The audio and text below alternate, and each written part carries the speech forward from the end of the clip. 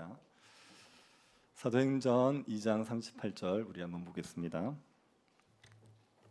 사도행전 2장 38절입니다. 찾아서 같이 합독하겠습니다. 찾으셨으면 합독하도록 하겠습니다. 베드로가 이르되 너희가 회개하여 각각 예수 그리스도의 이름으로 세례를 받고 죄 사함을 받으라. 그래야면 성령의 선물을 받으리니. 아멘. 제가 성경 공부를 많이 인도하는데 성경 공부 인도하면서 많이 받은 질문 중에 하나가 제가 예수 믿고 있다는 거 어떻게 알지요? 이 질문을 많이 받았습니다. 본인이 예수를 믿고 있는지 아닌지에 대해서 분명하지 않은 거죠. 그래서 믿음의 증거가 뭡니까? 믿는다는 건 어떻게 알 수 있습니까? 그 질문을 많이 받았습니다. 그리고 제가 어떤 청년하고 얘기를 하는데 이 청년이 교회를 다니는데 열심을 안 내요. 그래서 너 왜 열심히 안 하냐? 그러니까 본인은 자기가 안 믿고 있다고 생각한다는 겁니다. 믿음이 없다고 생각한다는 겁니다. 근데 이제 믿음이 없는데 신앙생활 교회에서 열심히 활동을 하면 그게 가식처럼 느껴진다는 거죠. 안 믿는데 믿는 척을 하고 있다는 생각이 든다는 겁니다. 그리고 그러고 싶지 않다. 내가 하나님의 자녀가 아닌데 하나님의 자녀인 척하면 그러면 너무 위선적이지 않냐. 그러니까 자기는 신앙 열심을 안 낸다고 얘기하는 거예요. 근데 이 청년이 교회 안 믿고 있다라고 단정하기는 어렵거든요. 예배를 드리고 있고 마음에 뭐가 있냐면 하나님의 뜻대로 살아야겠다는 생각이 있어요. 근데 그런 마음은 불신자는 가지고 있지 않습니다. 근데 이제 그런 마음이 있다는 것 자체가 그 믿음이 없다고 얘기하기 어려운데 그런데도 스스로 안 믿는다고 딱 규정하니까 믿는 자체로 행동을 못하는 겁니다. 그게 너무 위선이라고 느껴져서. 그래서 이런 이야기를 들으면서 제가 오늘 설교를 한번 해야겠다 하는 생각이 든 거지요. 설교 제목 한번 보시겠습니까? 주보를 한번 보십시오. 설교 제목이 뭐지요? 네, 이게 설교 제목입니다. 적혀 있군요 여기에. 저 왜 주보를 안 보고 위를 쳐다보나 싶었는데. 네. 성령을 받았다는 걸 어떻게 알 수 있냐? 만약에 우리가 성령 받았으면 우리는 구원받은 겁니다. 성령 받았으면 예수 믿는 게 확실한 거죠. 그래서 내가 성령을 받았는지 아닌지를 알면 그러면 내가 믿는 자인지 아닌지를 알 수가 있습니다. 자기가 성령을 받았는지 아닌지를 분별하는 문제는 되게 중요합니다. 자기가 성령을 받았다고 생각하느냐 아니냐에 따라서 이게 하나님을 대하는 자세가 달라집니다. 성령을 받지 않습니까? 하나님이 아버지예요. 그래서 하나님을 아빠 아버지라고 부릅니다. 그리고 하나님께 정말 마음껏 나아가요. 내가 부족해도 내가 좀 죄를 지어도 그래도 하나님 나를 받으실 거라는 생각 때문에 하나님 앞에 담대히 나아갈 수가 있어요. 성령을 받지 않지 않습니까? 하나님을 아버지라고 부르지 못해요. 그리고 난 하나님의 자녀가 아닙니다. 그리고 하나님이 두려워져요. 성령을 받지 않았는데 하나님이 계시다는 걸 알지 않습니까? 그 사람은 하나님이 두렵습니다. 그리고 하나님이 계신 게 되게 불편해요.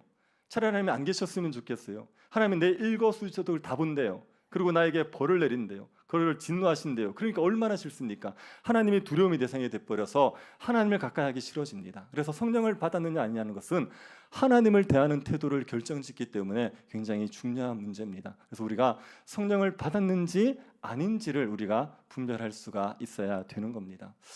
제가 볼 때 여러분에게는 성령이 다 있으신 것 같습니다. 그죠? 뭐 손도 붙들고 하더라고요. 그리고 뭐 찬송가도 미리 해버리고 막 그러던데. 그래서 네, 성령 받으신 것 같아요. 네, 그런 것 같은데 뭐 여러분은 성령 받았겠지만 그래도 그럴 수 있잖아요. 여러분의 자녀가 어릴 때부터 신앙을 생활하다가 내가 예수 믿는지 아닌지 모르겠어요. 이렇게 물을 수 있잖아요. 아니면 친구를 교회 데리고 왔어요. 그 친구가 내가 예수 믿는지 아닌지 모르겠다고 얘기할 수 있지 않습니까? 그러면 설명을 해줘야 되지 않습니까? 이런 게 성령을 받은 사람의 모습이다. 설명을 해줘야 되지 않습니까? 그런 측면에서 성령 받으신 분들도 한번 잘 정리해 놔 보십시오. 그럼 이제 설명을 이렇게 해주면 내가 성령 받았는지 아닌지에 대해서 어느 정도 분별할 수 있게 되어 있습니다. 그래서 성령을 받았는지 아닌지를 분별하는 법에 대해서 우리가 한번 배워봅시다. 이걸 분별하려고 그러면 성령의 역할이 뭔지를 먼저 알아야 됩니다. 성령은 어떤 일을 하시는지. 성령께서는 신약에서만 역사하시는 게 아니죠. 구약에서도 이미 역사하셨습니다. 성령의 역사가 구약에서 제일 먼저 나타난 것은 창조 때입니다. 창세기 1장 2절을 보시겠습니까? 땅이 혼돈하고 공허하며 흑암이 깊음 위에 있고 하나님의 영은 수면 위에 운행하시니라. 하나님이 창조하시는데 땅이 이때는 지구입니다. 지구가 혼돈하고 공허하고 어두웠어요. 그 위에 하나님의 영이 그 수면 물 위를 운행하고 계셨습니다. 이 하나님의 영이 성령입니다. 그래서 성령은 창조 사역에 함께 하셨습니다. 성부만이 한 게 아니고 성자만이 한 게 아니고 성령도 창조 사역에 같이 함께 하셨지요. 사람을 창조할 때도 성령이 역사하셨습니다. 창세기 2장 7절을 보십시오. 여호와 하나님이 땅의 흙으로 사람을 지으시고 생기를 그 코에 불어넣으시니 사람이 생명이 되니라. 여기 보면 하나님이 사람을 흙으로 다 만들어 놓고 그리고 코에다가 생기를 불어넣지 않습니까? 요 코에 생기를 불어넣는다는 게 성령이 역사하셨다는 은유적인 표현입니다.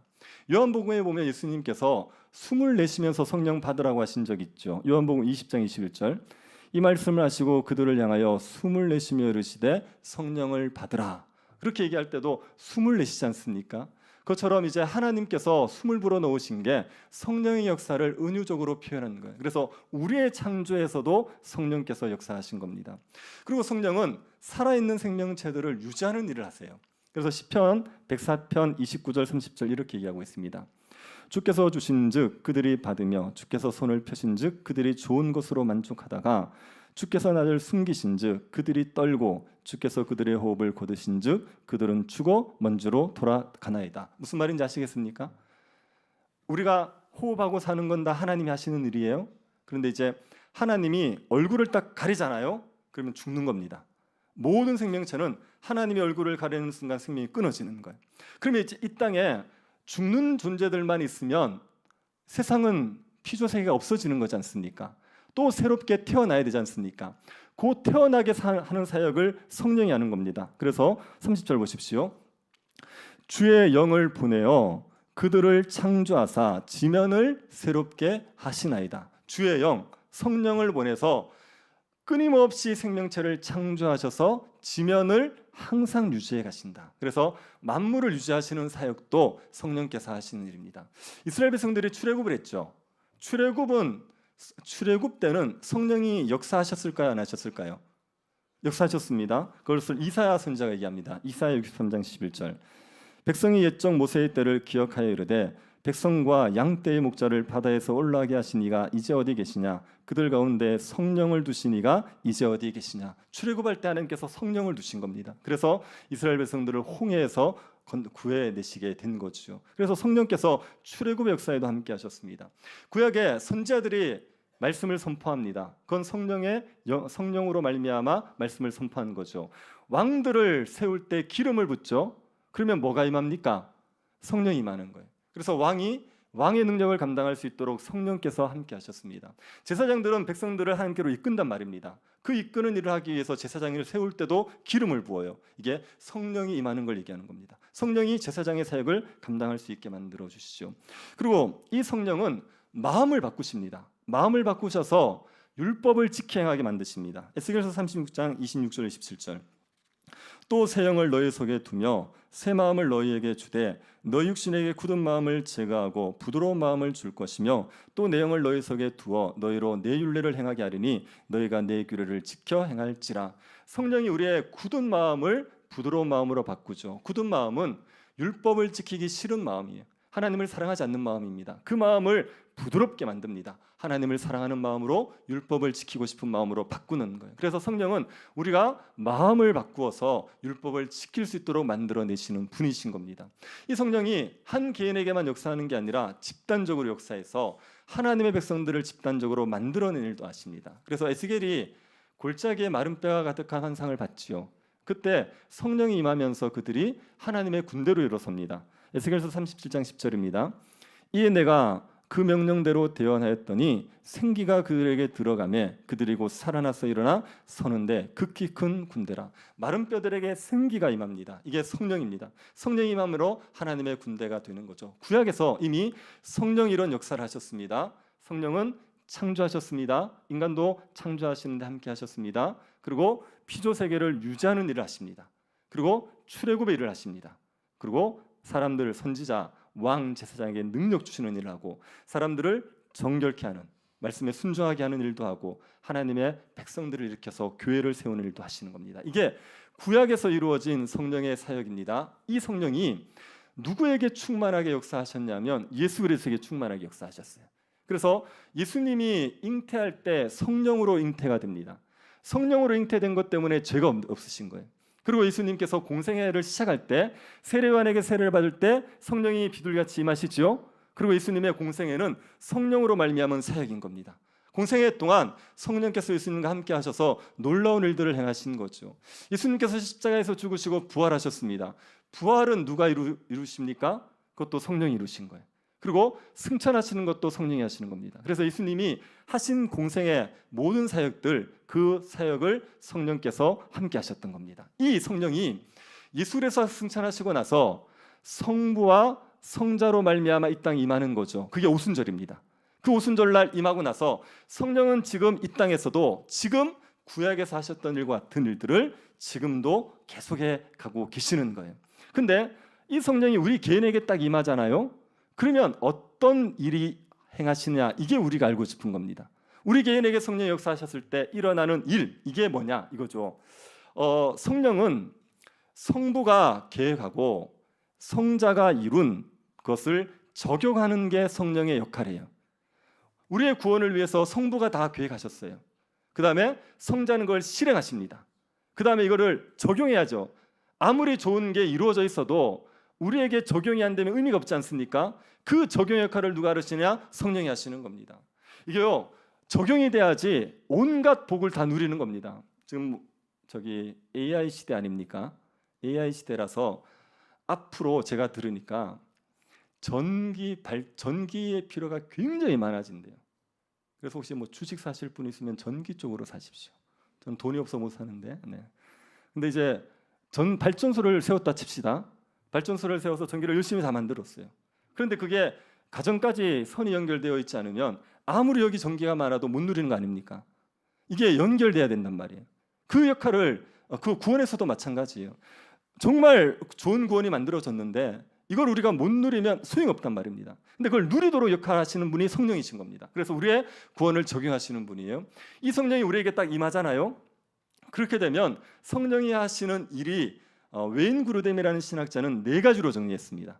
요 4가지가 성령이 우리에게 임할 때 나타나는 일이라고 얘기합니다. 첫 번째가 뭐냐? 우리를 정결케 하는 겁니다. 성령이 임하게 되면 우리가 죄가 싫어져요. 그리고 우리가 거룩이 좋아집니다. 그래서 하나님을 예배하지 않던 사람들이 하나님을 예배하게 되고 이웃을 사랑하지 않던 사람들이 이웃을 사랑하는 그 정결한 삶, 거룩한 삶을 살아가게 만드시는 겁니다. 성령이 정결케 하는 역할을 한다는 것은 세례 요한을 통해서도 이미 밝혀졌습니다. 세례 요한이 예수님께서 오시면 뭐로 세례를 주신다고 얘기했냐면 불과 성령으로 세례를 주신대요. 성령과 불 이렇게 얘기했습니다. 그러면 2가지냐? 아니요. 이건 1가지를 얘기합니다. 성령의 불 같은 역사를 얘기하는 거예요. 불은 우리의 더러운 죄를 태워버립니다. 그 다음에 불은 우리에게 거룩한 마음을 불을 일으킵니다. 그래서 이제 성령이 임하게 되면 우리가 정결케 되어질 거다, 거룩해 되어질 거다 세례 요한이 얘기했죠. 그리고 고린도전서를 한번 보시겠습니까? 고린도전서요. 네. 고린도전서 6장 11절 한번 보십시오. 너희 중에 이와 같은 자들이 있더니 주 예수 그리스도의 이름과 우리 하나님의 성령 안에서 씻음과 거룩함과 의롭다 하심을 받았느니라. 성령이 오셔서 우리에게 3가지 하셨다. 씻음, 거룩함, 의롭다 하셨다. 그렇게 얘기합니다. 씻음, 우리를 정결케 하시고 우리를 거룩케 하시는 일을 성령이 하신다고 얘기하죠. 그래서 성령은 정결케 하는 일을 우리에게서 행하십니다. 갈라디아서 보면 성령이 딱 임하면 열매가 맺힌다고 얘기했어요. 오직 성령의 열매는 사랑과 희락과 화평과 오래 참음과 자비와 양성과 충성과 온유와 절제, 이런 열매가 맺히는 거죠. 이게 다 거룩의 열매를 맺어가는 겁니다. 그래서 성령은 정결케 하는 일을 합니다. 2번째, 성령은요 하나되게 하는 일을 합니다. 성령은 하나되게 하는 영입니다. 사탄은 끊임없이 분열하게 하지만 성령은 하나되게 만들어요. 성령께서 임하면 사람들이 다른 성도들을 하나로 받아들입니다. 그래서 성도들을 사랑하려고 하고 성도들과 함께 살려고 하는 거예요. 오순절날 성령이 딱 임했을 때 그 3,000명의 사람들이 한 마음이 된 거 보십시오. 이게 하나됨을 이루어가는 거죠. 이게 우리가 축도할 때 쓰는 구절에 이 의미가 포함되어 있습니다. 고린도후서 13장 13절 보십시오. 주 예수 그리스도의 은혜와 하나님의 사랑과 성령의 교통하심이 너희 무리와 함께 있을지어다. 우리가 삼위 하나님을 얘기할 때 성부, 성자, 성령 순으로 보통 얘기하지요. 근데 축도할 때는 제일 먼저 누가 나옵니까? 성자가 나오죠. 성자, 성부, 성령이 나오죠. 왜 성자가 제일 먼저 나올까요? 이건요, 예수 그리스도의 은혜 때문에 하나님의 사랑을 누리는 거예요. 그래서 예수 그리스도의 은혜를 먼저 얘기합니다. 그 다음에 하나님의 사랑을 얘기하죠. 그 다음에 성령의 역할은 뭐냐? 교통입니다. 교통이라는 게 교제입니다. 그 말은 성령은 우리가 하나님과 교제하게 하는 역할을 해요. 또 성도들과 교제하는 역할을 합니다. 그래서 성령은 우리를 하나 되게 하는 일을 하는 겁니다. 에베소서 3장 3절은 성령의 역할이 하나됨이라는 걸 명확하게 얘기합니다. 평안에 매는 줄로 성령이 하나 되게 하신 것을 힘써 지켜라. 그래서 성령이 하나로 만드시는 분인 거죠. 하나 되는 일을 하십니다. 그리고 또 성령은요, 계시하시는 일을 합니다. 성령은 나타내시는 일을 합니다. 성령이 계시하신다고 말할 때 제일 중요한 건 예수 그리스도를 나타내시는 겁니다. 요한복음 15장 26절 보십시오. 같이 한번 읽어봅시다. 내가 아버지께로부터 나오시는 진리의 성령이 오실 때에 그 하나를 증언하실 것이요. 성경을 진리의 영이라고 이해합니다. 그래서 진리를 증언합니다. 진리는 누굽니까? 예수 그리스도가 진리입니다. 그래서 성령은 진리이신 예수 그리스도를 증언하는 역할입니다. 이게 성령의 주사역입니다. 그래서 성령의 충만함이라고 얘기할 때는 예수 그리스도와 분리되잖아요. 성령이 충만하면 예수 그리스도가 충만해지는 겁니다. 나는 성령에 충만한데 예수는 사랑하지 않아. 그런 건 없단 말입니다. 성령에 충만하면 예수를 너무 사랑하게 되고 예수로 인해서 충만함을 누리게 되는 겁니다. 성령은 예수 그리스도를 드러내시는, 예수 그리스도를 나타내시는 분이에요. 그래서 이 성령의 사역을 투강 조명 사역이라고 얘기하기도 합니다. 건물에 보면 빛이 비치면서 건물이 드러나지요. 성령은 예수 그리스도를 딱 드러내는 거예요. 그래서 예수 그리스도를 높이는 게 성령의 주 사역입니다. 그리고 이 성령이 말씀을 우리에게 알려주십니다. 말씀을 기록하게 하시고 깨닫게 하시는 것도 성령의 역사입니다. 말씀은 성령이 기록하셨다고 베드로 후서 1장 21절이 말하고 있습니다. 예언은 언제든지 사람의 뜻으로 낸 것이 아니요 오직 성령의 감동하심을 받은 사람들이 하나님께 받아 말한 것임이라. 예언, 성경은 성령의 감동을 받은 사람들이 기록한 거예요. 그리고 사도 바울도 성령을 계시의 영이라고 얘기했습니다. 우리 주 예수 그리스도의 하나님 영광의 아버지께서 지혜와 계시의 영을 너에게 주사 하나님을 알게 하시고, 성령을 계시의 영이라고 얘기하는 겁니다. 하나님에 대해서 알리시는, 말씀을 알려주시는 영이라고 얘기하는 겁니다. 이 성령으로 말미암아 우리가 말씀을 깨닫게 돼요. 그래서 성령이 아니고서는 우리가 하나님의 말씀을 깨달아 알 수가 없습니다. 요한복음 14장 26절 보십시오.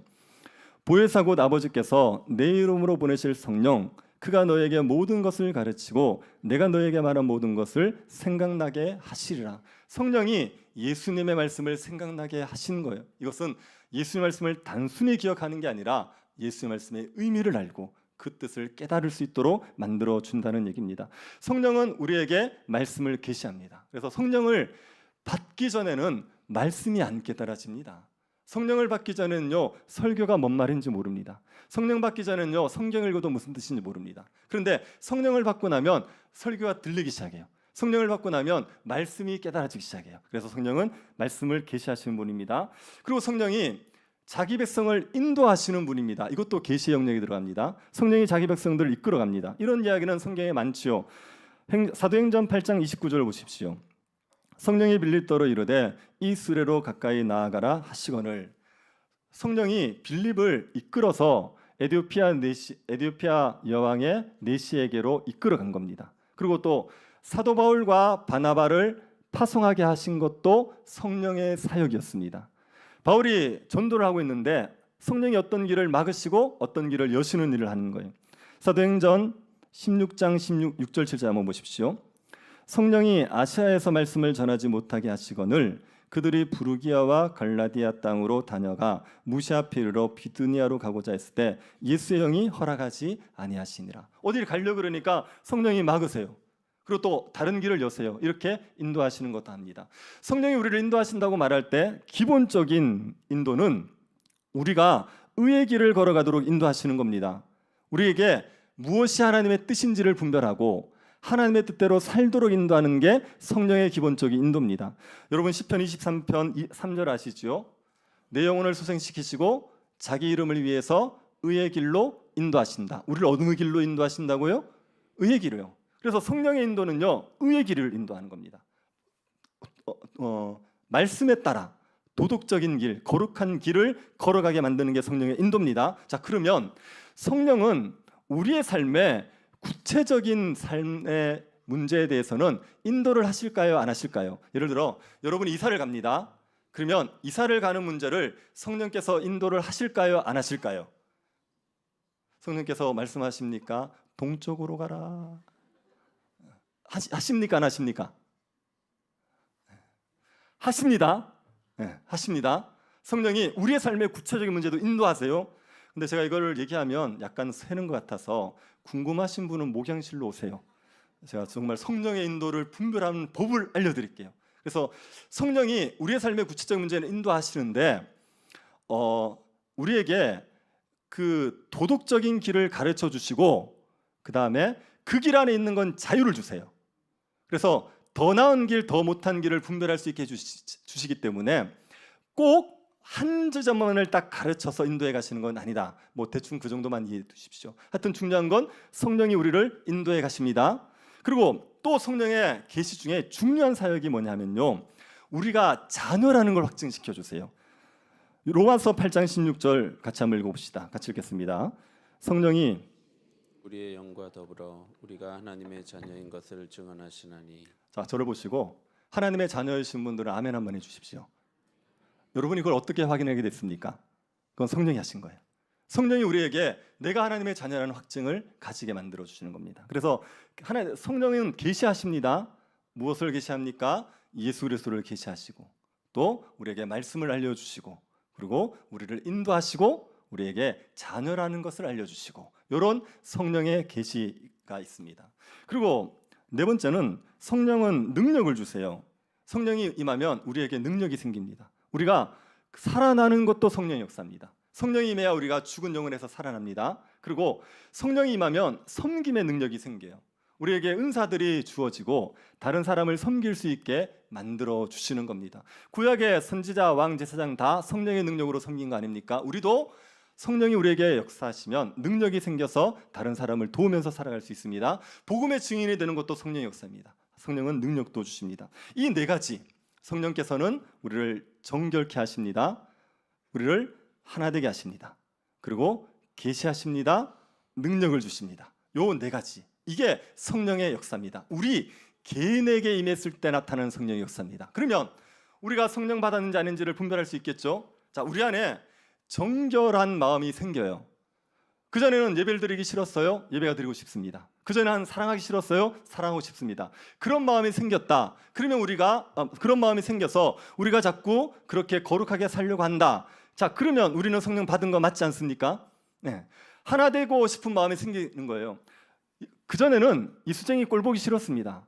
이수정이 정말 밥맛이었습니다. 그런데 성령을 딱 받고 나면 예수 믿는 사람에게 친근감이 생기는 거예요. 예수 믿는 사람들과 함께 하고 싶은 겁니다. 성도들을 만나고 싶은 겁니다. 교제하는 게 좋은 겁니다. 이렇게 되는 게 성령을 받은 겁니다. 그리고 성령을 받으면 우리에게 계시가 된다고요. 예수님이 믿어져요. 그리고 말씀이 깨달아져요. 하나님의 말씀을 읽으면 그전에는 뭔 말인지 몰랐습니다. 그런데 말씀을 보니까 말씀이 너무 단 거예요. 말씀을 보고 있으면 시간 가는지 모를 때도 있는 겁니다. 말씀을 들으면 은혜가 되고 힘이 되는 겁니다. 이런 일들이 막 일어나요. 그러면 그게 성령을 받은 거란 말입니다. 그리고 능력이 생기는 겁니다. 우리가 다른 사람을 도울 수 있는, 그전에는 내 문제에 꽉 매여 있었는데 이제는 다른 사람들의 상황이 보이고 불쌍하게 여겨지고 도와주고 싶고 그의 힘이 되어지고 유래주고 싶고 이런 마음들이 생겨서 돕게 된다. 그러면 그게 성령을 받았다고 말하는 겁니다. 네. 자꾸 얼굴이 카오스가 되는 이유는 뭐죠?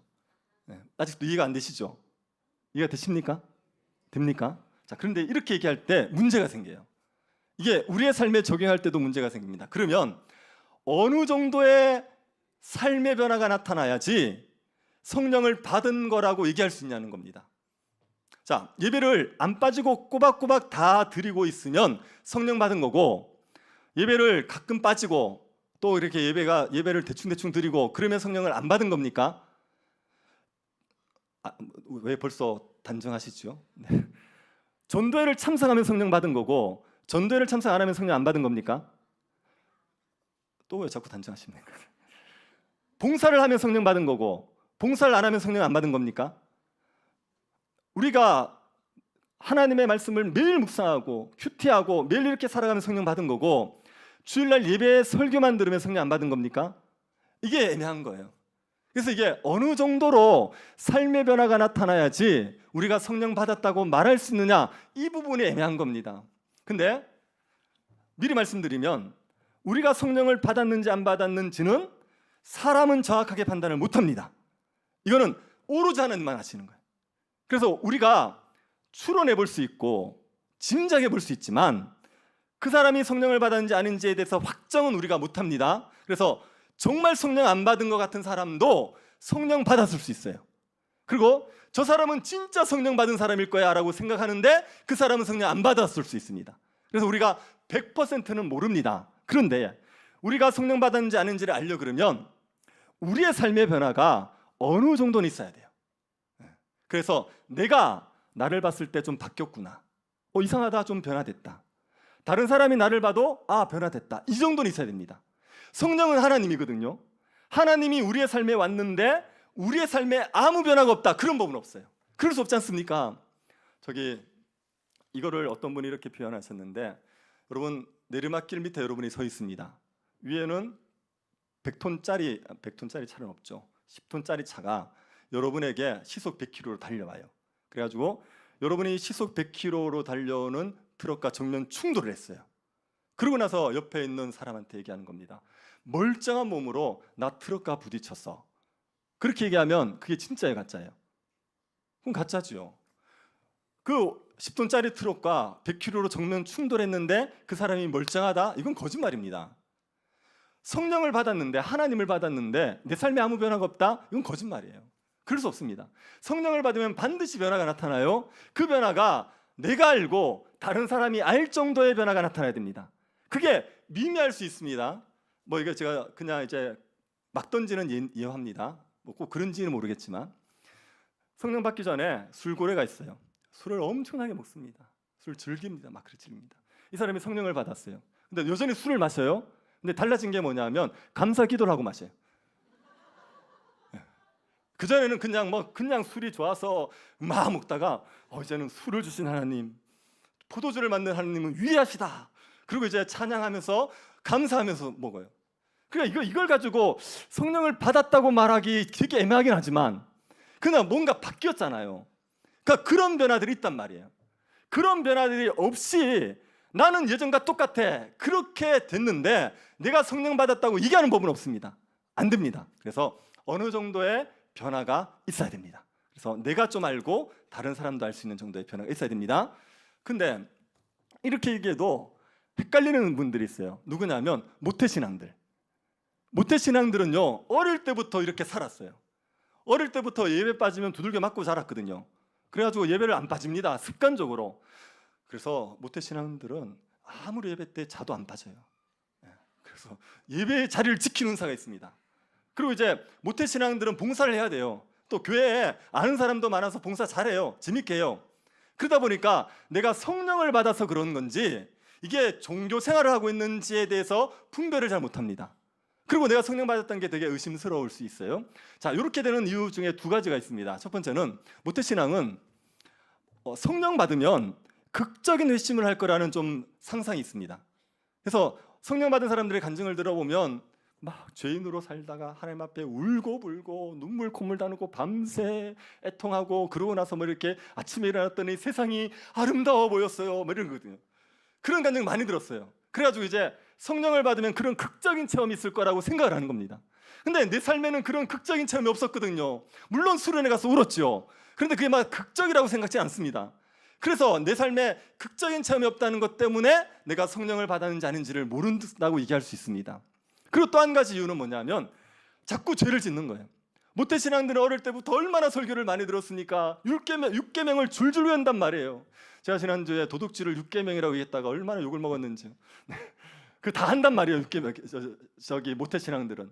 근데 이제 그런 걸 아는데 못 지키고 사는 거예요. 그러니까 자기가 죄를 자꾸 짓고 있으니까 내가 성령 받았는지 아닌지에 대한 의심이 있는 겁니다. 근데 이거는 오해에서 비롯된 겁니다. 성령을 받았다고 해서 극적인 체험을 하느냐? 그렇지 않아요. 그렇지 않습니다. 성령을 받았지만 아무 체험이 없을 수 있습니다. 예수님이 요한복음에서 그렇게 얘기하셨습니다. 요한복음에서 3장 8절 바람이 임으로 불매 내가 그 소리는 들어도 어디서 와서 어디로 가는지 알지 못하나니 성령으로 난 사람도 다 그러하니라. 바람이 부는데 언제 불었다 언제 가는지를 모르겠단 말입니다. 성령으로 나는 사람들도 그렇게 된다는 거예요. 그래서 성령으로 난다는 사람이 반드시 극적인 체험을 하는 게 아니라 그런 체험을 할 수도 있지만 아무 체험이 없을 수도 있습니다. 그렇기 때문에 내가 극적인 체험이 없다고 해서 성령을 안 받았다고 생각하면 안 돼요. 극적인 체험이 성령 받았는지 아닌지를 판별하는 방식이 아닙니다. 그 다음에 죄가 있기 때문에 내가 죄를 자꾸 지으니까 내가 성령을 안 받았다고 생각하시는 분들 있어요. 그런 분들은 복음을 잘 이해하지 못하는 거예요. 그 다음에 구원의 과정들에 대해서 이해가 잘 부족한 겁니다. 제가 이렇게 좀 거칠게 표현하면 모태신앙들은요 이것저것 주워 들은 건 되게 많습니다. 그런데 확실하게 듣진 않았어요. 자다가 한마디 듣고 이렇게 또 누가 이렇게 하니까 이거 괜찮네 그래서 따문따문 들은 거예요. 그래서 명확하게 모르고 또 체계적으로 구원에 대한 이해가 없습니다. 그러다 보니까 자기가 죄를 짓고 있는 이 삶이 성령 받아서 받은 건지 아닌지에 대한 오해가 있는 거예요. 그래서 이런 분들에게 제가 드리고 싶은 권면은 뭐냐면 한 가지만 확인해 주십시오. 여러분이 말씀에 따라 하나님의 자녀처럼 살고 싶은 마음이 있습니까? 모태신앙들 대답해 주십시오. 여러분은 말씀에 따라 하나님의 뜻대로 사느냐고 묻지 않습니다. 살고 있느냐를 묻지 않습니다. 그렇게 살고 싶은 마음이 있습니까? 네, 아멘이죠. 그러면 그렇게 사세요. 네. 왜 살라고 얘기하냐면 여러분이 그렇게 살아가지 않습니까? 그렇게 살아가면 여러분이 하나님의 자녀라는 걸 빨리 확신하게 되어 있어요. 여러분의 삶이 하나님의 자녀다운 삶이면 여러분에게 자녀라는 확신은 더 분명해집니다. 웨인 그루뎀이 이렇게 얘기했습니다. 어느 정도의 삶의 변화는 어느 정도의 확신을 위한 근거를 제공하고 더 큰 삶의 변화는 더 강한 확신의 근거를 제공한다. 무슨 말이냐면 내 삶이 조금밖에 안 바뀌었어요. 그러면 내가 하나님의 자녀인지 확신이 조금밖에 없어요. 근데 내 삶이 많이 바뀌었어요. 그러면 내가 하나님의 자녀 확신도 많아지는 겁니다. 이해가 되십니까? 네. 그래서 우리가 하나님의 자녀다운 것처럼 살아가기를 힘쓰면 우리가 하나님의 자녀의 확신도 더 분명해지게 되어 있습니다. 베드로 사도가 이걸 이렇게 얘기했습니다. 그러므로 형제들아 더욱 힘써 너희 부르심과 택하심을 굳게 하라. 너희가 이것을 행한즉 언제든지 실족하지 아니하리니. 베드로 사도가 너희의 부르심과 택하심을 굳게 하래요. 그 말은 무슨 말이냐면 너희가 신자라는 걸 너희들이 확신할 수 있도록 하라는 얘기입니다. 어떻게 해요? 이같이 더욱 힘써 행하라고 얘기할 때 이게 신앙생활을 열심히 하라는 겁니다. 열심히 하면 너희들을 부르셨다는 거, 너희들을 택하셨다는 것을 너희들이 알 수 있을 거야. 그렇게 얘기하는 겁니다. 그래서 우리가 신자답게 살아가는 삶, 그 신자답게 살아가는 삶이 그게 우리로 하여금 하나님의 자녀라는 확신을 더 분명히 가질 수 있게 만들어주게 되어 있습니다. 그래서 여러분이 하나님의 자녀답게 살아가기를 힘쓰시면 여러분은 성령 받았다 이것을 확신할 수가 있습니다. 한 가지만 여쭤보지요. 나는 성령 받았다는 확신이 없습니다. 이 사람은 천국 갑니까 못 갑니까? 찍어보십시오. 50%. 자, 확신이 없어요. 이 사람 천국 갑니까 못 갑니까? 네. 저 갔으면 좋겠어요, 안 갔으면 좋겠어요? 그러면 갔다고 하십시오. 다시. 자, 확신이 없습니다. 천국 갑니까 못 갑니까? 갑니다. 갈 수 있습니다. 그래서 우리의 확신하고 우리의 구원은 상관없어요. 이게 내가 확신하지 못하여도 구원 받은 백성일 수 있습니다. 그리고 나는 100% 확신해. 그런데도 구원받지 못한 백성일 수 있어요. 그래서 예수님 얘기했잖아요. 나더러 주여 주여 하는 자마다 천국에 들어가는 게 아니라 그랬지 않습니까? 그러니까 이 확신과 구원은 항상 같이 가는 게 아닙니다. 존 웨슬리라는 위대한 신앙인을 아시죠? 그분이 신앙생활 오래 했는데 확신이 없었어요. 그래서 이제 배 타고 가는데 폭풍을 만나는 상황에서 너무 두려워하는 거예요. 그러고 나서 자기가 내가 정말 확신이 없다는 걸 알고 굉장히 괴로워합니다. 그러다가 로마서 말씀을 딱 듣다가 이신칭의를 확신하고 그때 확신을 가지거든요. 그리고 굉장한 능력 있는 사람으로 쓰임 받는다고요. 그래서 우리에게 그 구원의 확신이 없다, 성령 받았다는 확신이 없다고 해서 우리가 구원받지 않은 백성이 아닌 건 아닙니다. 그래서 확신이 없어도 구원받은 백성일 수 있어요. 그래서 제가 여쭤보는 게 그겁니다. 하나님의 뜻대로 살고 싶은 마음이 있느냐, 이게 중요하다고요. 그리고 여러분이 한번 생각해 보십시오. 예수를 믿고 나서 신앙생활을 하면 할수록 여러분의 삶이 점점 달라지는 게 보입니까? 5년 전보다 지금이 훨씬 자랐습니까? 10년 전보다 자랐습니까? 그러면 여러분은 성령 받으신 거예요. 그러니까 성령을 받으면 반드시 자랍니다. 성령을 받으면 자란다고요. 잘하는 게 없다, 성령 받은 게 아닙니다. 내가 10년 동안 20년 동안 똑같다, 아니요, 그는 성령 받은 게 아닙니다. 성령이 그렇게 내버려 두지 않아요. 성령은 우리에게 오면 끊임없이 우리를 거룩하게 하도록 만들어 가시기 때문에 반드시 자랍니다. 성령 받은 사람이 시험에 들어서 교회를 안 나오는 일은 가능할까요, 안 할까요? 가능해요. 성령 받은 사람인데 시험 들어가지고 교회 안 오고 술독에 빠지고 그렇게 살아갈 수 있어요. 그런데 성령이 그 상태를 내버려 두시느냐? 절대로 그렇게 안 두십니다. 징계에서라도 돌이키신단 말이에요.